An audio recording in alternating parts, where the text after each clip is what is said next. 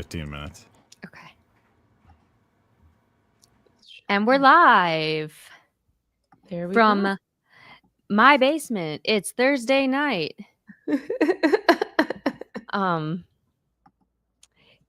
So Dan Schaefer's joining us tonight too. He is stepped away for 15 minutes because he's gonna go help put the kids to bed.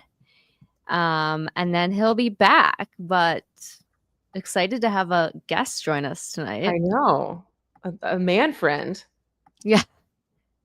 You All right, gotta be like really in the circle to get in with us. To get invited. Yeah. To be a man, we would like actually invite to come mansplain some things to us on a Thursday night. Oh, there's a fair amount of things I would let Dan explain to me that I would trust for him to explain to me that I don't think that I know. Yeah. That's friend. I was trying to connect this to my Instagram, but I don't know if I did it right. It does say you have to the Instagram takes a couple steps. You have to I know, but I thought I did there it ahead of time. And then public. And then there's like a key thing. Yep. And then you go back to your Instagram and apparently you put that there. Okay, but do I copy the key stream and then do I enter that into ours? I think. Let me try. Let me try mine. I don't have mine either because I thought I had it all set up before we even started. And now I don't know. I might have done it wrong. It shouldn't be this hard. Well, I think it's different with Instagram. Like I feel like StreamYard works really well for like Facebook and YouTube as far as just like streaming it to a lot of different places. And then sometimes with Instagram, there's more work that has to happen. Yeah, I opted not to stream to Facebook quite yet because to me, Facebook is the bad place, even though I know there's many people. I have everything also pushed to Facebook just like automatically because it's like Meta too. And actually, I'm up to like almost 70,000 Facebook followers. Are you really? Yes, but like it either like doesn't really do much, or I notice on it like one of my Instagram posts, it'll be like 2,600 comments on Facebook, and I'm like, oh god, I don't even, and then it's never good. It's never all good. It's all awful. Like Russian bots awful. You know what I mean? I'm like, there can't be this many people who are saying stuff like this on an Instagram reel, but maybe they are. I don't know. Who knows? People are, who knows? All right, I'm giving up. I'm not going to do it tonight. But that's crazy. I don't know. I am so far gone from understanding how Facebook works, and I only post I think to my personal profile anymore as far as like growing a page and like the value of doing like personal versus a page and like what makes sense over there. But but you also like still, I don't know. It just exists. Yeah, I mean, there's so many platforms, and it's all the cross posting, and they all have their own like little unique things, and it's like too much, Too much.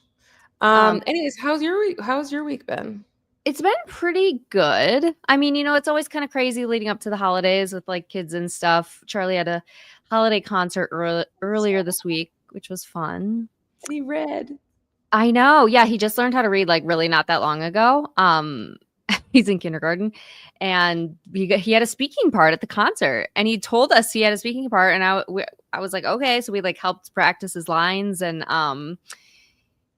it was like in a big auditorium with like a bunch of like other grades too, and he like went up to the microphone with the other girl and like had a few lines, and afterwards he was like, Mom, are you proud of me? I'm like, yeah, of course I'm proud of you. He's like, I'm really proud of me too.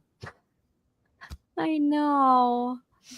So yeah, that was fun to see. It was like the cutest. I mean, my kids have always been in daycare and stuff, but it was like the first school, like, I don't know, concert, whatever you call them, like holiday program. And it was really just like so joyful. I mean, they're up there. They're so cute. They've been working on it for months, and then like the teachers, you just feel so grateful for, like the music teacher and all the teachers who helped put it together. And it's just like, was so cute, even though it's like, they actually did really good. Everybody was like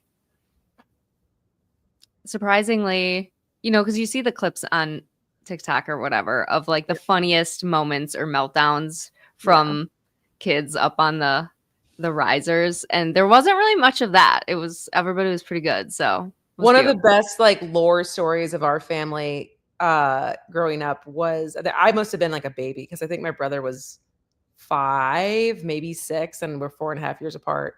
But he was Joseph. He like because you like for us going to Catholic church, the family Christmas Eve mass where like they did the nativity scene and like kids played the different Yeah. roles. So you always like picked out of a hat who was which role. And so he was like 5 or 6 and was Joseph. But he had also recently gone to like a kid's birthday party that was like karate. Is either that he had either just gone to a kid's birthday party that was karate or he had just seen Karate Kid. I forgot exactly which would have happened, but like slowly while he's standing in front of like a packed church, is just like starting to like karate chop and like do karate moves as Joseph So good though. standing next to the manger. I mean, if you're anybody sitting there in the audience of the Catholic Mass, you're just like praying that some kid is going to start to pull something like that. Yes. And it's like one of those movies like, oh, had there been phones back then, like that definitely would have been a viral video. Right? Oh my gosh. That's hilarious. So yeah, it was nothing like that happened, but it was still incredibly adorable and entertaining. And I don't know, just been like working. There's a lot of stuff going on, but just kind of we're getting ready for Christmas. I still have I am a very last minute person and I'm trying not to be, although I'm realizing it's like December 11th. It's already kind of getting there, but I'm trying not to. I'm already noticing packages are taking longer than expected. I'm like, okay, I got to go out this weekend, not the next day anymore.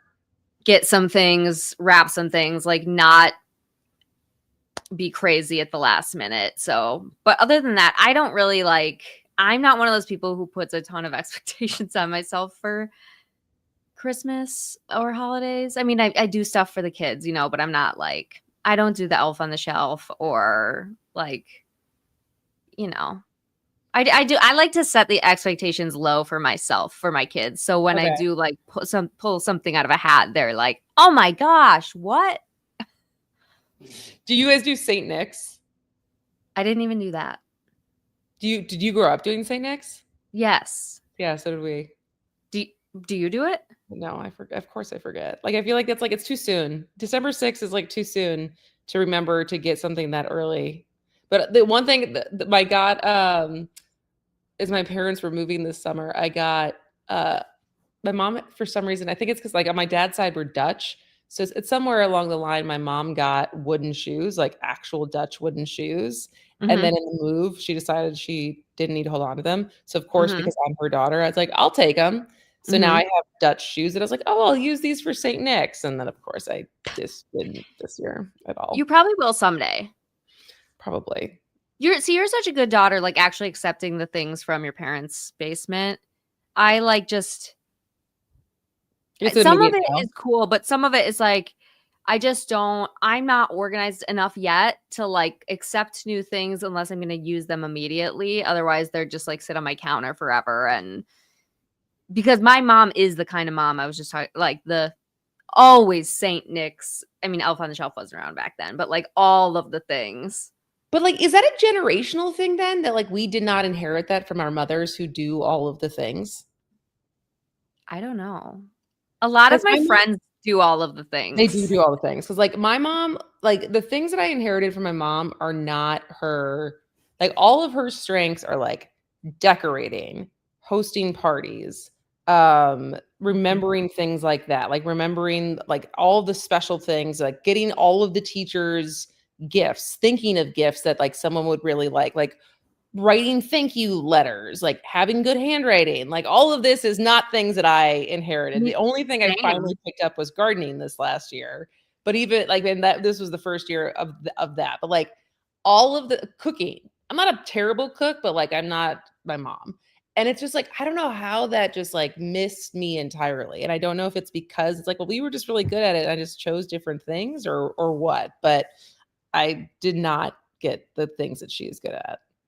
We also have time too. Our kids are very, very little. We're just like still in the trenches. You know what I mean? They're like just starting to form those core memories, I think. That's why actually with my son now being 5, I am starting to like get a little more like I went all out for Halloween and like decorated because he loves Halloween. Whereas like I never really had done that before. So I think as they get a little older, it's like more fun to do those kinds of things. Whereas like I'm not doing that for a the baby. feedback loop is better. What? Like the feedback loop of them being very excited and like so like the reward of doing it because they're so Yes. excited Yeah. is like the payoff is there versus like Christmas. This year I think Christmas will be more fun because she's like gets it a little bit Yes. more than the last two that were just Uh-huh. kind of like she was, I don't know, overstimulated and did not understand what was happening. I know.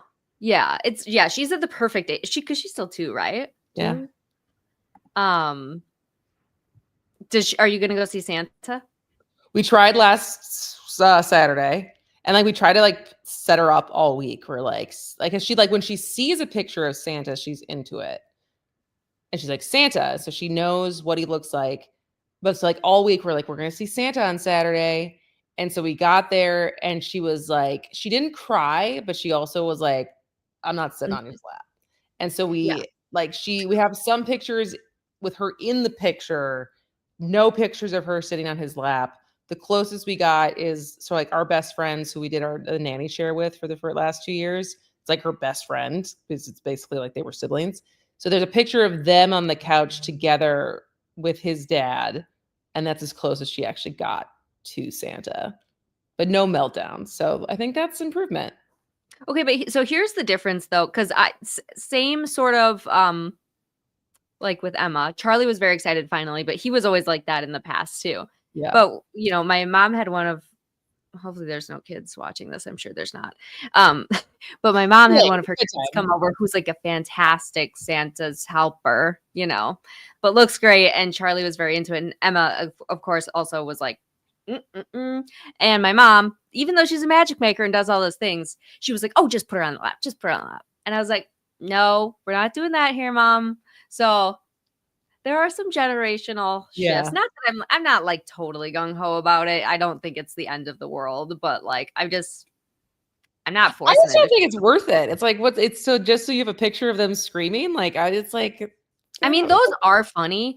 I'm more like when my dog was a puppy, Ryan threw her in the lake and she like was so scared that like then she never went in water again. So I think if you like force it, then it's gonna take them a lot longer to come around.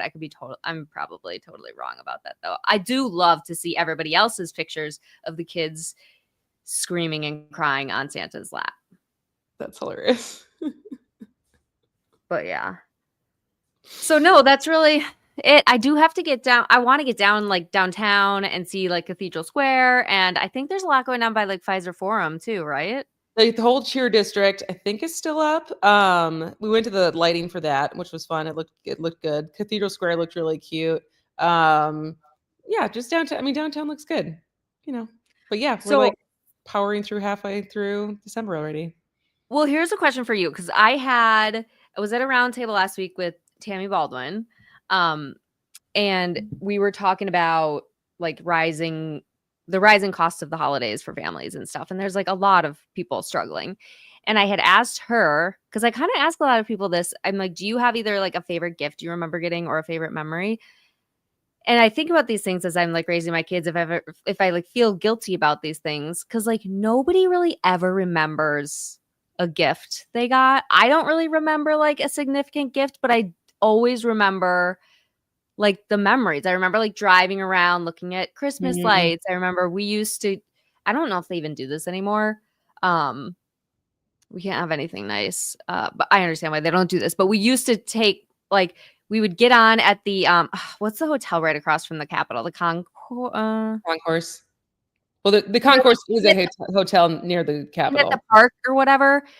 We would take on Christmas Eve like a horse-drawn carriage ride, like around downtown and around the Capitol and stuff, and we get all like bundled up. I don't know if they do that anymore, but it's like things like that that I always like remember. Do you guys ever do the parade around the Capitol? Like the holiday parade? There used to be. I would think it was between Thanksgiving and Christmas. I forgot which weekend it would be, But my dad growing up worked for Merrill Lynch, which that building was right on the square. So we could watch the parade from his office and be warm, but it would be a parade around the square of the Capitol. I don't remember that. Yeah, I remember doing that. We never did the horse carriage ride. I don't know. That's an interesting question as far as like gifts I remember. The one I definitely remember was I forgot if I was in middle school or it must have been middle school because I think we got it before my brother went to college. We got a pinball, like a vintage pinball machine that was in our basement. That was like the coolest thing that we ever had. And then whenever we had friends over, like we could play pinball. But that's the one that certainly stands out as far as like the reveal because like going to the basement and it was already set up on Christmas. That is cool. Yeah. But yeah, like the thing I remember because again, a mother who did all the things, like the scavenger hunt or the like you had to go find your Easter basket. Like never remembering, I could never tell you what actually was in the Easter basket, but like the stories of trying to find them. And one year my mom like hid my brothers in the dryer. And like he was so frustrated at the end, so he could not find it. And he like had like a little bit of like a temper tantrum, and he was too old for a temper tantrum. But like we retell that story a lot. Yes. Well, and it's so interesting too when you have your own kids and like if you're married and you have these two like separate backgrounds of traditions. I remember I like started doing that too for like Easter. And I remember my husband being like, what are you doing? You know, as I'm like, you know, trying, and I'm like, well, we got to hide the Easter basket. And he was so confused just because they never did that. Yeah. But I think that stuff is fun. And I try to like keep that just like front and center with the holidays, that it's like, it is those like little things that just get seared into your memory. And I do miss a little. I also have fond memories of, so you said you went to Catholic school. We went to public school, but we did go to like Catholic church every Sunday. And we went to like CCD or whatever it was called, you know? But like that Christmas Eve mass, we like saw everybody and everybody was dressed up and there's like a children's choir and it was always dark out. Like I do have kind of memories of that being like fun and special. And we certainly don't go to church now. But we try to like do other, you know, fun stuff on Christmas Eve too. Not that I'm opposed to going to church, but like we're not going to like just find a church to like go on Christmas Eve. Although I think that's what a lot of people do. Yeah.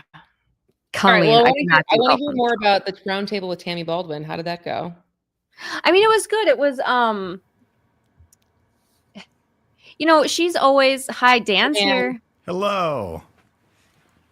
You know, it was like every time I see her or I'm at something with her, I'm just like reminded that like we are so lucky to have somebody like her representing us in the Senate.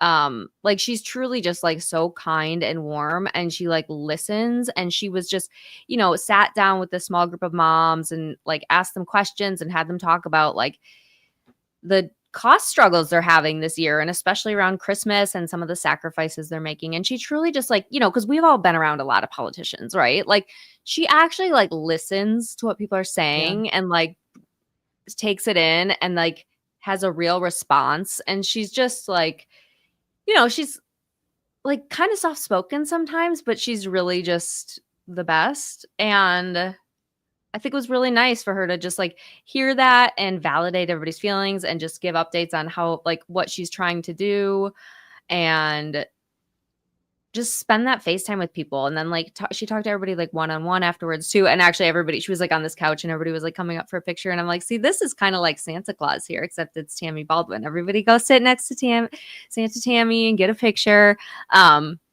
But no, it was really nice. And then, you know, she talked about the vote today that I know that they had. And it's just, I don't know that there's much for us to say about that. Like, I know we've been talking about it for months and it just kind of is what it is. Well, what's crazy to me, well, we finished your thought but like, what's crazy to me is what happened in the House compared to what happened in the Senate. Today? Well, I think it was yesterday. Basically, it was let me find the link for this. But basically, there was enough moderate Republicans in the House who basically did a discharge vote. Did you? And like over, like they, like it basically was going to pass in the House. There was enough Republicans to force a vote on it. And it was funny about this is what Glenn Grothman predicted was going to happen when he was on Upfront this last Sunday. He was like, "Oh, I'm not." He's like, "That's the thing. Like, whatever you think about Glenn Grothman, at least he's an honest guy. He's an easier interview because he's just going to tell you what he actually thinks." But he was like, "I think this is going to pass because there's going to be enough Republicans who get on board with Democrats. You only need like 4 or 5. He's like, I'm not going to vote for it. We can't afford this, blah, blah, blah." Like that's what ended up happening in the House, which I thought was interesting. And then obviously in the Senate, they just can't get there. And the House was, so in the Senate, I guess I wasn't watching the House stuff as closely as the Senate. Because I know in the Senate, the Republicans also like put up their own bill that they were trying to like just give some money directly to an HSA, which, you know, as we all know, would not really certainly not cover the cost of the hikes that are going to happen to these. Well, and that's what I didn't understand about their bill, as far as like, oh, we put into an HSA, which the caps of putting money into an HSA are far lower than what the monthly subsidies covered for premiums. So like, I didn't really understand how it was solving the problem. But maybe I just didn't read enough about it. It's just freedom, Kristin. It just gives you freedom. Got it. To not be covered. Really me. Yeah. So what I miss, guys? I'm joining late here. What did I miss? You literally missed us talking about being moms during the holidays. Yeah. Yeah. It's a lot. No political talk at all. Being a parent in the holidays is a lot. Yes, it is. Although we were talking about how like I'm kind of a slacker mom a little bit, or maybe it's because our kids are just still pretty little. Like I haven't really. Happy Place. Mm-hmm. Good for you. That's my go-to. It's replaced Spotted Cow as the go-to Wisconsin beer. I think it's just stolen Spotted Cow's corner. I think it's not Third space Happy Place. From out of state, though. I think if you come from out of state, you're still the branding is strong for Spotted Cow. Yeah, they've got that like nostalgia specialty thing on lock, like forever for sure. Like it's part of the Wisconsin Cheese Curds Supper Club, you know, whole vibe. The real ones know New Glarus Moon Man is better than Spotted Cow, but you know, we won't hold that. I'm not a huge Spotted Cow fan. It's like a little too sweet for me, even though it's a pale ale. This indicates how bitter I like my beer. Well, there you go. There you go. I haven't had it in a very long time, so I don't remember. And I know there's like so many other good beers now. I do have. So this, I've been talking a little bit about like the THC drinks, right? Which I've been dabbling in. And this is a Wisconsin, I think it's a brewery, but they also make these. And I've stuck with them now because I was trying a few other brands. And now I do feel like, okay, I think we do need some regulations. Because there's like, even though they all say the amount, there's some that like, I don't know. It's like, you can't, and I drink them like so slow and like literally half at a time. And there's some that I was like, I don't know if this is labeled correctly. I'm feeling a little like, I don't know if I thought I was going to feel like that. So yeah, it's just a whole new world out there now. It is. But so many different choices. So I'm glad you're sticking to even here in our prohibition state of Wisconsin. Right.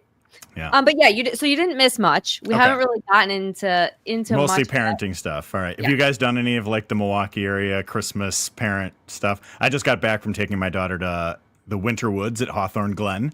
Oh, how was on the west that? side of Milwaukee, which is wonderful.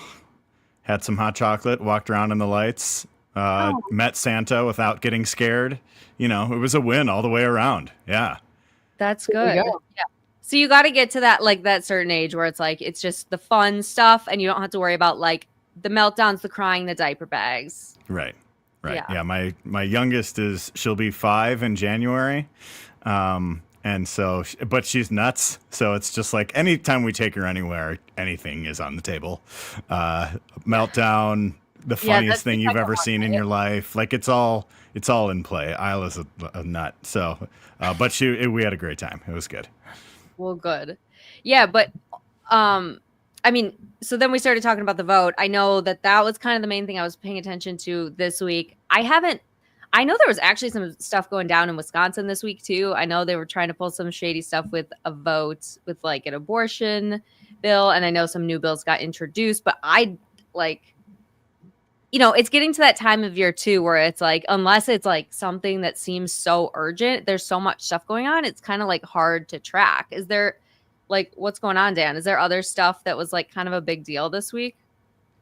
In state government, there hasn't been a ton. I mean, I think once they got through the last push of floor session stuff a few weeks ago, that was kind of it for the year. There was going to be a couple other committee things and whatever else. There were rumors this week that the assembly was going to call an extraordinary session, like their version of the special session. That there was a lot of rumors flying around about what that might be about. Might have to do with like the one big beautiful bill stuff. It might have to do with some of the leadership in the state legislature, but that didn't end up happening. So I don't know. I don't think they're going to be doing much before the end of the year. And frankly, I don't think they're going to be doing much before the end of the session because as usual, there's not a whole lot to agree on. Like they passed a couple bills a few weeks ago they were mostly like election signaling bills that that Evers was just teed up to veto, like obvious nonsense that they were just going to pass and say, oh, Democrats want funding for illegals for healthcare and blah, blah, blah, blah, and a bunch of nonsense like that. And Evers vetoed it last week, and there was a couple things like that. But I don't think there's anything that's going to happen for anything major that's going to happen before the end of the session because obviously divided government, but also I think the Senate in particular, the Republican majority is pretty slim. And I think there's kind of some, on the down low, some infighting among the Republicans there that I've been hearing rumblings in of. The Senate? Hasn't there state been? Senate. Hasn't there always been fighting over there? That's like most of the reason why they had to come to the table with Evers last summer for the budget, because and that's kind of where it started to bubble over. Yeah. And I think Devin LeMahieu, the Republican Senate president or majority leader, and then Mary Felskowski, the Senate president, voted on opposite sides of the budget. And then I just think there's not a lot that they can really agree on. And then I think we're, looking ahead to next year, I think the most likely flip or whatever opportunity that's out there in the state legislature, I think it's pretty realistic for the Democrats to win in the state Senate next year. So Felskowski hasn't announced she's running for Congress, has she? She announced that she is not going to be running. That's what I mean. So that's what's really interesting to me, that because I thought a lot of people interpreted her voting against the budget or on the opposite side of the budget was her, I don't know, making a stand as for something what seat? For her to run on. Is she in Tiffany's district? Would have been for Tiffany's district, So when Tiffany took the step up to run for Congress, she's the one who ran for Tiffany's state Senate seat. So she was in the state assembly, so it like logic would dictate, right? So that she might do the same thing and run for Congress. There was also some rumblings that she might run for governor, but she announced that she's staying in her district for the next session. So. I mean, I can't imagine any other Republicans are going to jump in at this point with, right? With Tom Tiffany.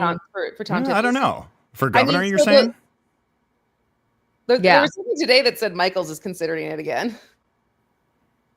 Because he hates Mandela. Apparently he hates Mandela. And so like Mandela getting into the race is like a motivator for him to get in again. Yeah. Mark Belling had a column about this today, saying that, Michaels might jump in. And I had heard rumblings of that too. It was just like some people. Vice had said the same thing on our show. It's just like the rich guys can kind of announce whenever they want. And so the idea is, I think, a lot of people are going to be paying attention to the kind of the fundraising halls for these candidates. I think the deadline is the end of the year, like on the 31st or whatever. And then we'll start seeing some of those reports. And I think the knock on Tom Tiffany in a lot of things was that he was not a very good fundraiser. I think, Republicans like him or whatever, but he's never been a very good fundraiser. He's never really had to be, in districts that are not particularly competitive. But it's just like, all right, well, if he can't fundraise, then one of the rich guys, Michaels or Hovde, would get off the sidelines and jump back into the race for governor.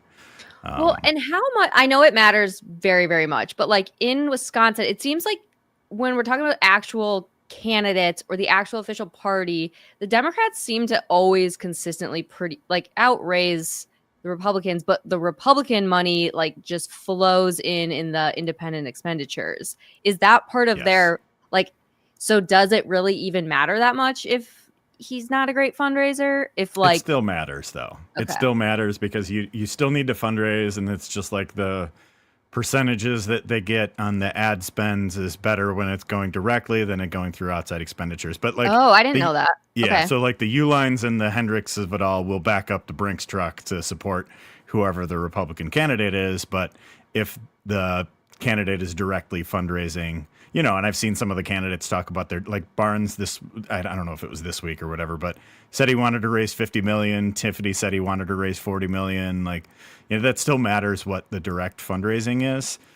So I think that's what some of the Republican side are wondering if Tiffany's if he's going to bring it home in the fundraising. I know he had some big event in Milwaukee here with Reince Priebus and some other heavy hitters and whatever, but we'll see if he actually does it. And then, Josh Schoeman is apparently still running. I don't. Yeah. One of the most pathetic campaigns I can remember. I mean, my guess with him is that he's going to drop out and run for lieutenant governor. This whole exercise is a name, enhancing his name recognition because he's 42, 43. And so it's basically our generation. And so his ability to get his name out there for future runs is really his play more than his actual ability to win the primary this time. I guess. Mm-hmm. I don't know. I mean, apparently, isn't this exactly what Scott Walker did? Yeah, that's what people will say. It's just, trying to get the name ID, trying to get out there, get people to know you and whatever. But he's been running since May, and I think he got his first endorsements in the race last week. And I mean, good that he finally got some, I guess. But I don't know. I don't really see it happening for him. I don't think he has improved his, reputation or anything throughout this race. Yeah. I don't get it. It's been pretty stagnant. It has. Yeah. But all right. So I know because Kate and I have talked about going to pick up a lot. I feel Go ahead. Well, okay. Tell me about the other guy who jumped in today on the Democratic side. I don't know anything about him. Joel Brennan. Joel Brennan. So I met Joel after his work, since he's been running the Greater Milwaukee Committee, not to be confused with the Greater Milwaukee Foundation, which those two usually. It's which one am I talking about? Joel, on a personal level, like most of these people, Joel's great. I was surprised that he got in because it's already so crowded. It's so close to the end. He knows and has worked with so many of these people. And so he's supposed to come on the show tomorrow. And so I'll be interested to see his answer of what do you add that you didn't see reflected already in the candidates who are running. But I will say he's worked in government for a really long time. So he was a Tom Barrett guy before way back when. And then he was basically he was the Secretary of Administration under Evers, which is managing I don't know, how would you describe that role, Dan, as far as it being you're in charge of a lot of things. He had 1,400 some people underneath him that he was managing, especially during COVID. So I would say that the administrative executive experience is interesting to me as far as what he's actually done. But as he says, in his opening video, no one knows who he is. Yeah. Yeah. And I got to know him a little bit when I was at the Milwaukee Business Journal, and he was the CEO of Discovery World at the time. Yeah, I forgot he did that. Yeah, he was a Barrett guy for a while, and then he was the leader of Discovery World for quite a while, and then he went to the Department of Administration with Evers, which is, I think I've heard some people characterize it as the top cabinet official. Yeah. Basically the guy who oversees all of the state employees and whatnot. So he has that executive experience. I think he'll probably be more of a govern from the middle type of energy to his campaign. You know, I saw there was a little bit of back and forth after he announced this morning. Kelda Royce had a statement knocking him for his opposition to the MPS funding referendum from last year. You know, saying like, hey, we shouldn't have somebody who's against public schools being the Democratic candidate for governor. And so I think there might be, you know, a little bit there for people who are very dug in on the public schools support, when it comes to the rest of the folks in the Democratic field here. But he's an interesting guy. He's a really smart guy. I like him too. But it's a big weird field, and I'm not quite sure where he fits into it. Like, if you're looking at other like Evers cabinet officials, like Missy Hughes already announced, like, so is she also kind of she's also a steering into that moderate lane candidate. I mean, this is the thing that I feel like I'm looking at. So like as Kate already knows, like I had my op-ed last week where my bigger point that I was trying to make was like, don't let name recognition be the differentiating, don't let name recognition be the only reason why Mandela is the automatic front runner all of a sudden. But I started with it saying like, oh, like it kind of feels like so far that a lot of the candidates sound the same. Now in the comment section, I have been dragged for not recognizing that Francesca Hong's campaign does sound different. And that is on me. Like, I will admit that, like, yeah, I probably should have added that caveat. But you ran into the Francesca Hong online army as well. I did. They're out there. And like, it is, this will be, I think this will be so fascinating to see. Cause like cannot be ignored that she has early fervent online support. And how that translates into votes, I think will be very interesting.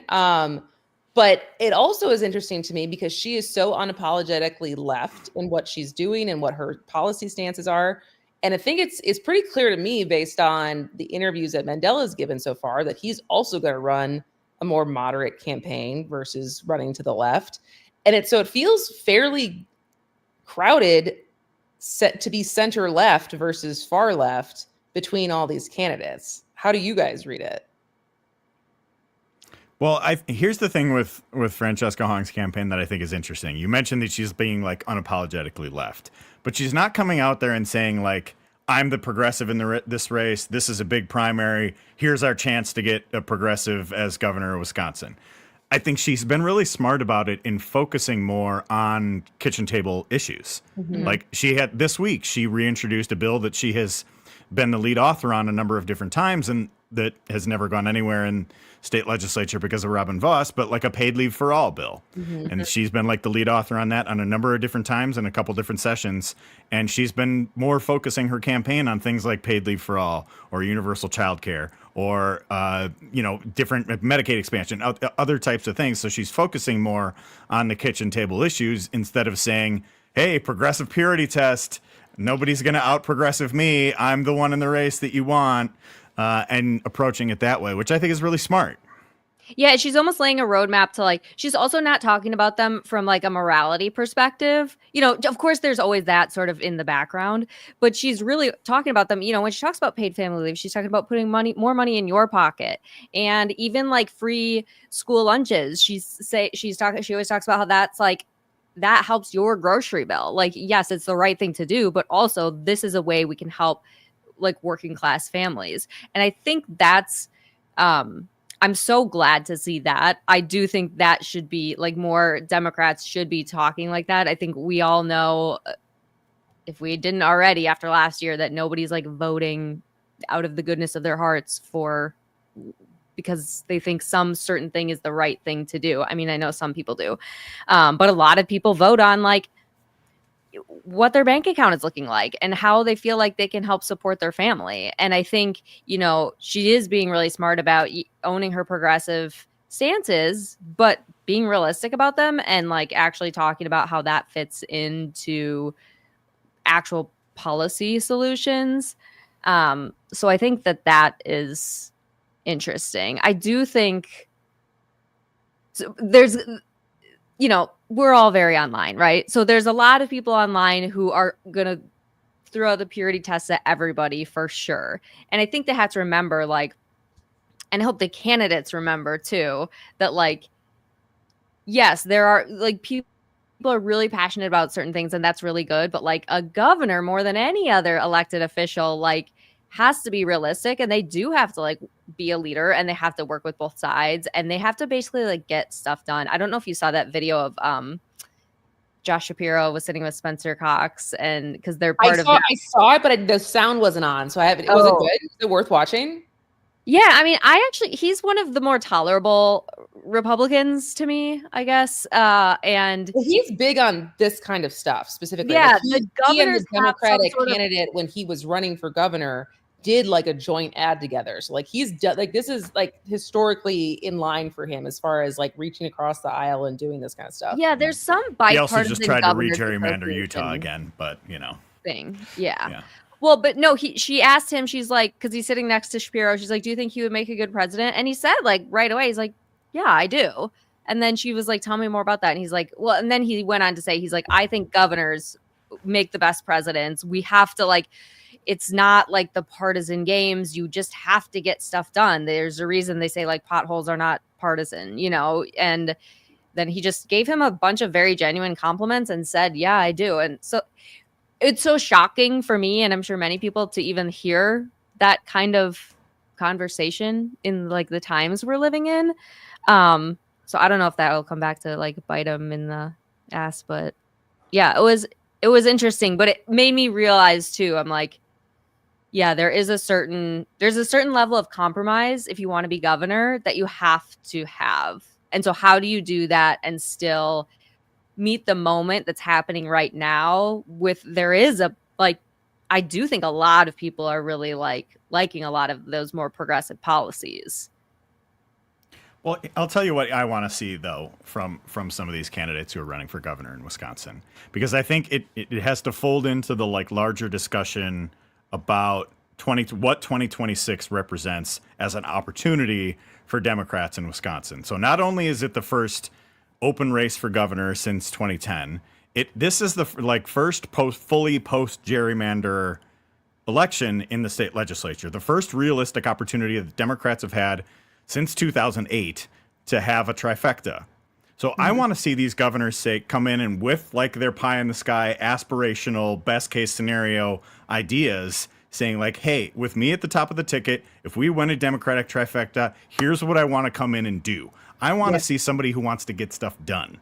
I don't want somebody like, positioning themselves in an ideological spectrum or something like that. I think one of the big divides I see in the Democratic Party right now is there are people who want to stick with the purity tests and find out certain things, or people who want to get stuff done. And that's what I appreciate about Shapiro and what they were talking about in some of those things. And like, hey, we're cutting red tape, we're allowing new things, we're rebuilding bridges and all of those different kind of things. If in Wisconsin, I want the next governor to have an agenda and say like, this is what we need to do to unravel the stuff that Scott Walker and Robin Vos have been doing for the last generation Wisconsin politics, and come in with like an actual governing plan to fix Wisconsin and to carve a new path for the next generation.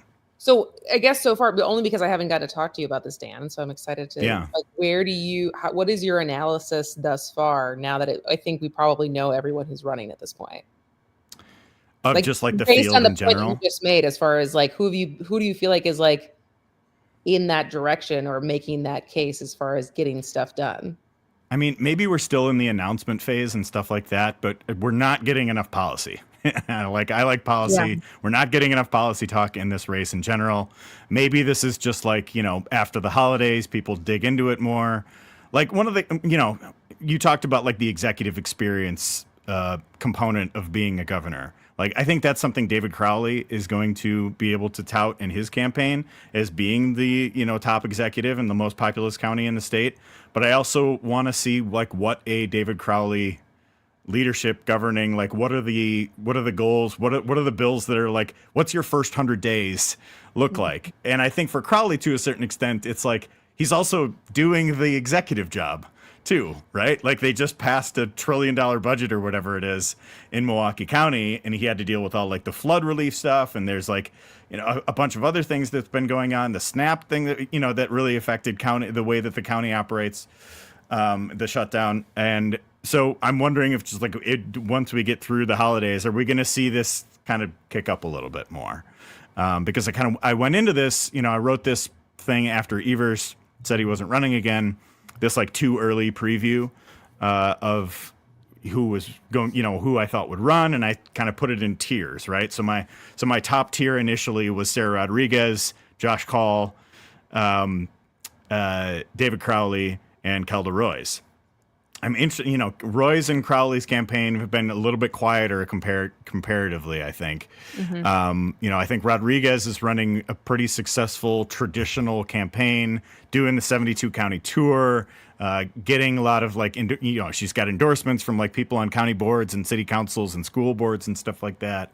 But I also think like we're just at this stage where everybody's still kind of announcing, the field is still kind of getting set. So maybe once we get into next year, and they're all fundraising. Yeah. And I think that's, the January fundraising numbers we'll start to see if this actually takes shape. But now do you think they will drop out within the first quarter based on fundraising? Based on, maybe, but I think if you're dropping out really early, it's going to be like a Bill Berrien situation. Yeah.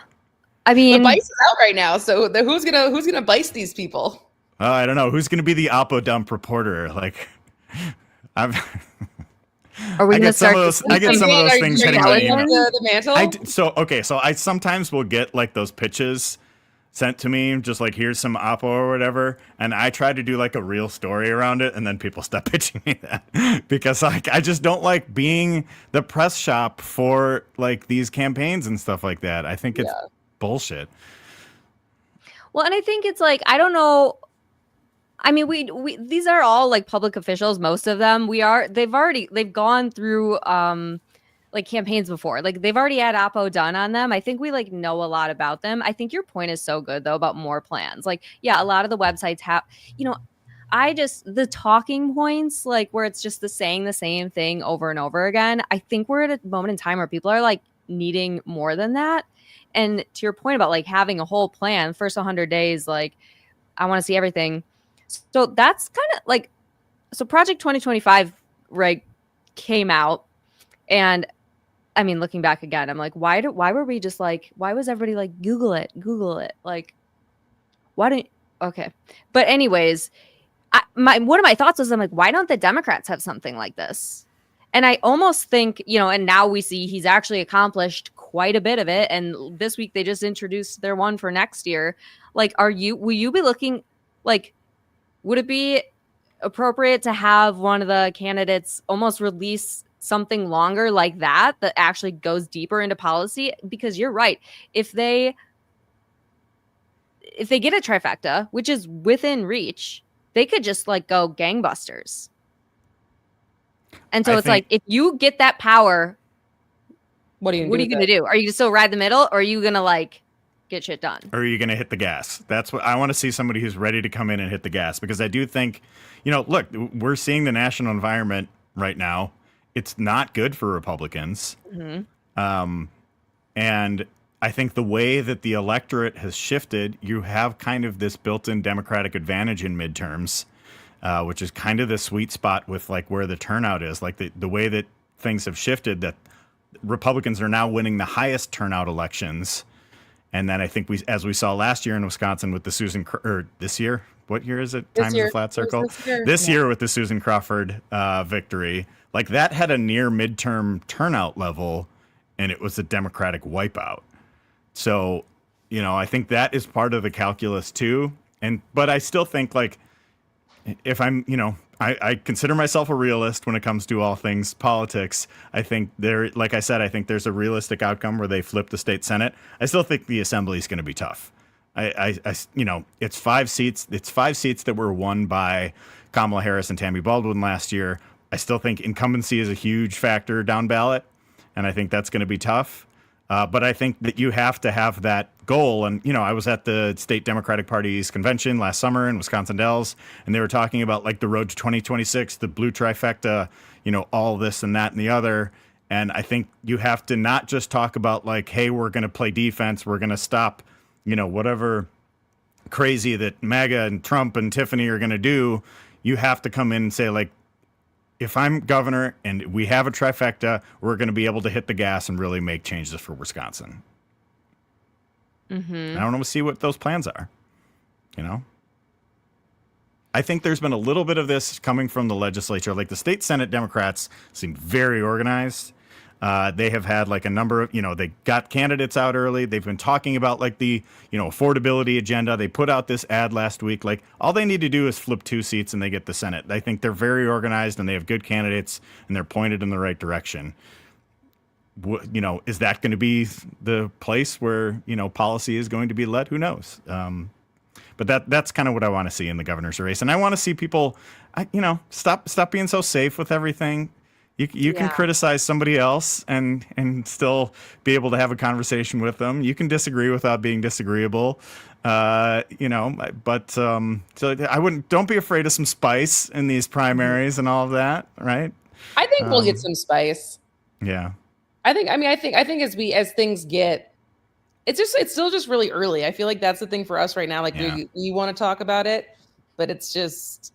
Everybody's and they're all kind of tiptoeing around a little bit, but like everybody asks me about it all the time. Everybody wants to know. And I don't it's not like I have my mind made up yet because like I want to see, even though we know a lot of them, I want to see what their campaign looks like. I want to see how people are resonating. Like the only one I've really seen people like, obviously, as we talked about, Fran has a lot of people, who are going to bat, but she also came out really early too and just came out really strong.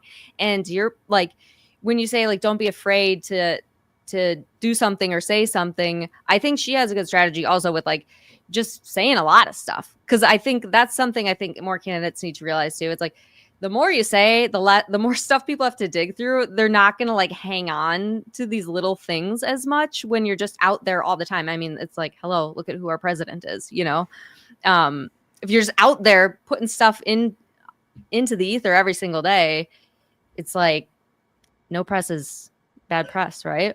Mm-hmm. But I don't know.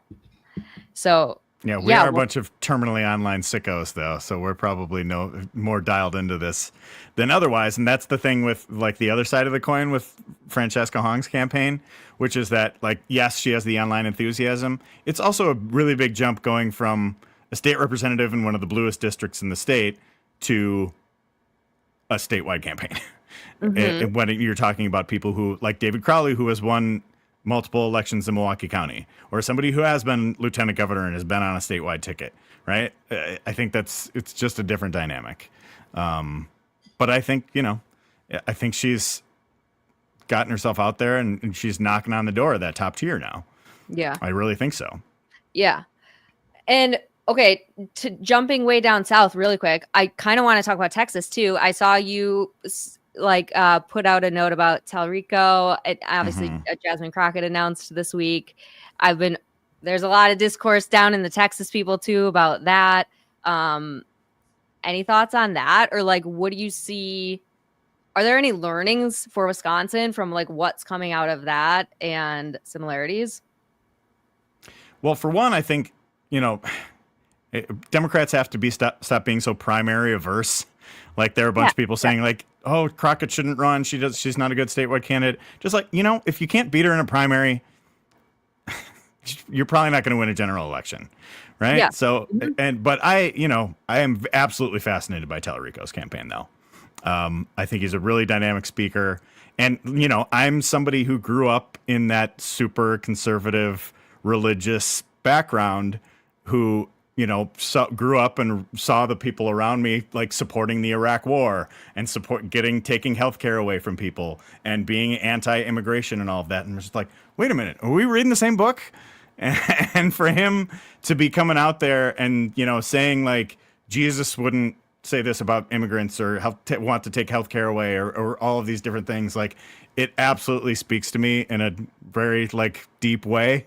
And so I'm really, really interested about that campaign and where it goes. But also it's just like, they like all the hand wringing about the primaries is just, I'm so annoyed by it with Democrats. Yes. Everybody has an opinion and everybody holds so these like immediate standards and, they're looking at everybody's like contributions and everything. And even like the like independent expenditures that even spend. And like there's a lot of nuance and complication to that stuff too, but people just, you know, kind of like glob onto it. And then I think like momentum or consensus online can snowball really quickly.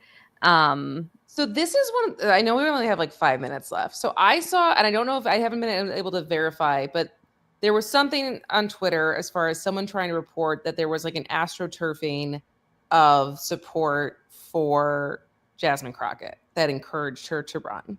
And that there was like robocalls and that there was like exactly that. Like that there was the like Republican Senate election support. committee was putting out fake polls saying Crockett was going to win statewide. And this is in tandem with the Taylor Swift Rolling Stone article this week that all of the criticism for this last album was generated by bots, or at least started by bots. It was the same thing with Sydney Sweeney, was the same thing with Cracker Barrel.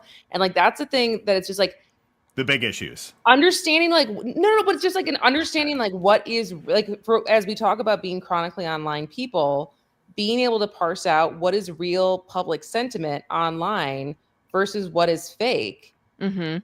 And like what is the actual conversation that is real versus manufactured. And that can be like pop culture issues that are trivial, like the Cracker Barrel thing that we're all like, what the fuck? Why is anyone talking about this?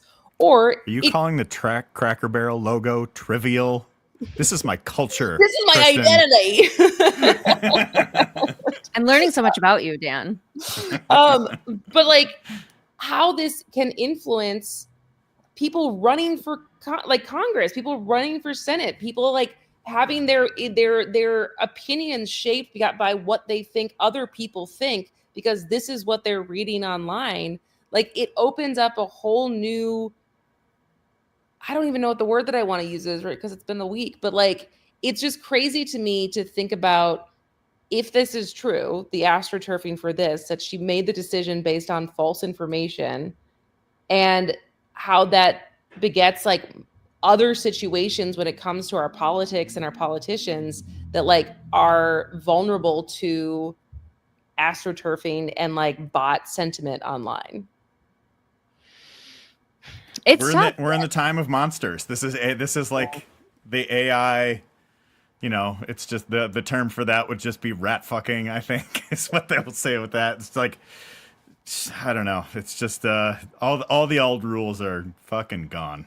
Yeah, it's crazy because the AI is like getting increasingly better and better. People like don't know what's real, and with the online stuff, I think there's a ton of like trolls and stuff that are bots, and with like Twitter releasing recently, like where you can actually see where accounts are anchored, and a lot of them are overseas. A lot of these big Republican Twitter accounts.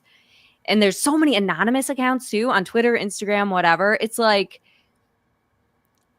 kind of fascinating to see and really difficult as a citizen to try to like wade through that. But also it's weird as a chronically online person to see how quickly something can catch on like wildfire and like really form a public opinion pretty quickly. That's hard to like retract from, even if it like was not real.